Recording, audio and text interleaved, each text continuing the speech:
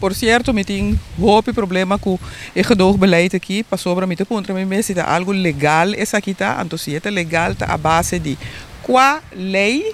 a tomar a decisão para fazer o gedoogbeleid aqui. E meu problema mais grande com a inteira coisa que tá, com me te pontra me mes, hasta donde é parte aqui te seguir cara assim aqui para super a mim essa aqui um acto de eigenlijk ja malgovernação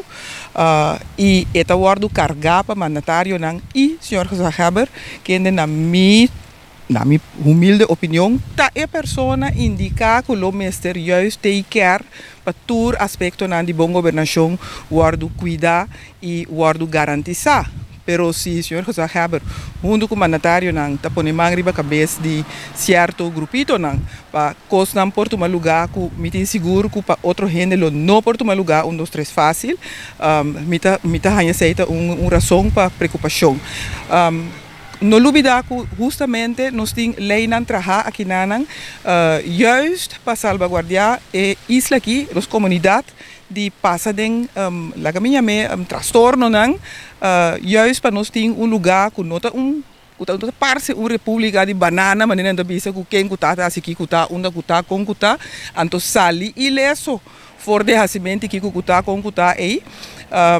passobra com nanta wordo laga mi bise ja behoed, não sei a palavra na papiamento, mesora aqui na hora aqui,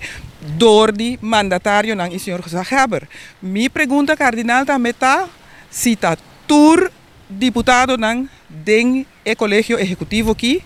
afirma e gedoogbeleid, a decisão para gedoogbeleid aqui. Mita hopi interessar passar se tá tur 3 deputado afirma e gedoogbeleid aqui.